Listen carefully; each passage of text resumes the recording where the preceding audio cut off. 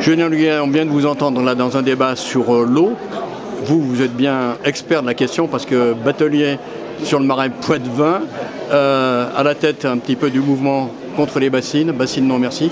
Comment est-ce que vous voyez aujourd'hui la capacité de continuer à résister quand on a vu justement la réaction de l'État, des pouvoirs publics face au mouvement contre la bassine de Sainte-Soline? Déjà, être très serein sur le fait qu'on est face à un système qui est en bout de chaîne. En fait, cette agro-industrie qui s'est installée à partir des années 50 en France, elle ne tient qu'à grands coups de subventions publiques et des complicités d'élus locaux ou d'élus nationaux, ou du gouvernement carrément. Mais tout démontre aujourd'hui que ce système, c'est ce qui nous conduit à notre perte, que ce soit en termes de réchauffement climatique ou d'érosion de la biodiversité ou de la disparition des paysans. Donc, il faut qu'on continue à faire l'effort de pédagogie, à dire ce qu'est ce système agro-industriel et peut-être également de faire prendre conscience à chaque citoyen dans quelle mesure il en est aussi un des maillons, en étant notamment consommateur. Et évidemment qu'un des leviers d'action, c'est la consommation, c'est le fait de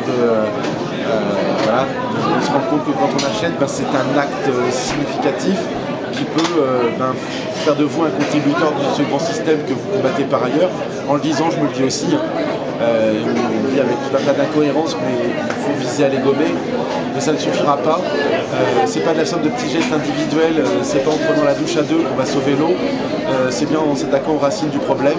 Et la première étape, c'est de dire qui sont les oppresseurs, de dénoncer clairement ce qui pourrait constituer par la suite des cibles, puisque tous ces organismes aujourd'hui passent sous les radars. Tous ces organismes aujourd'hui, on n'a pas idée de ce qu'ils mettent en œuvre pour asseoir leur hégémonie. Mais voilà, il faut... Donc il faut les nommer. Il faut les nommer. Il faut les nommer et puis il faut les cibler. Et là, je vais bien faire le distinguo entre là encore des ouvriers qui vont être au service d'un modèle et qui vont se retrouver là-dedans, comme un peu tout le monde, avec ce grand adage, il faut bien faire bouillir la marmite, et à qui, vers lequel il faut imaginer les chemins de la transition, imaginer comment leurs entreprises pourraient prendre des chemins plus vertueux, mais sachant qu'il y a plein d'entreprises qui ont connu des trajectoires et qui ont modifié leur trajectoire. Monsanto, avant de faire de la merde, ils faisaient autre chose.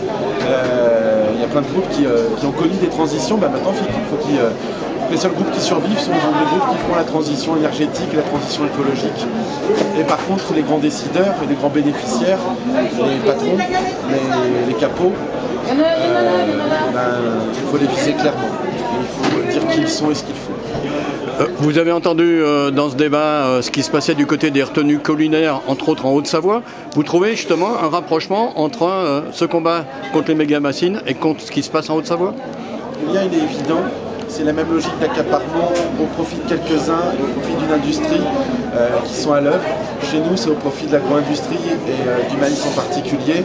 Ici, c'est au profit de ce système, là aussi, au bout du rouleau. Le système qui, évidemment, est condamné à brève échéance, qui est le système du tout-ski.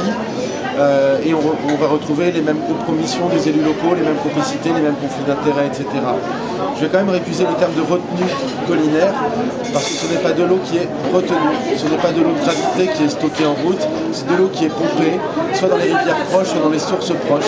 Et ça vient poser un autre problème, parce que ça vient rajouter un problème de quantité d'eau et de transit d'eau qui ne circule plus, mais qui est captée et qui est immobilisée, un problème de détérioration de la qualité des eaux. Et quand on parle de gestion de l'eau, c'est bien quantité et qualité qui doivent être traitées de front.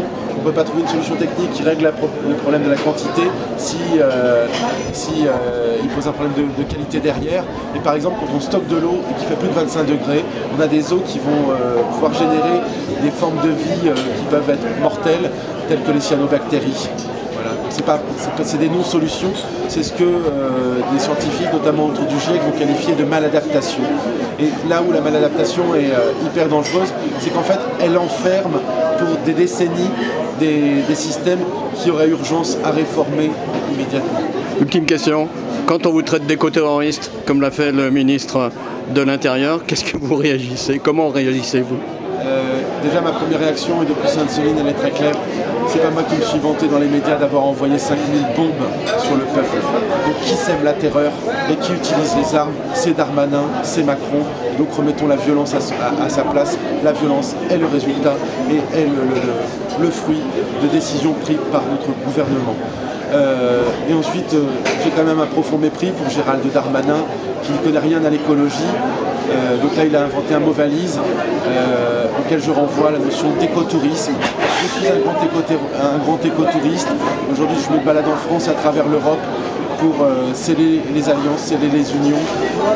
Et en vrai, aujourd'hui, quand on fait des manifestations, il y a toujours cette dimension-là où on agit. On agit pour la nature, et la dimension éducation populaire et la dimension compréhension des enjeux, c'est au cœur de nos manières d'agir.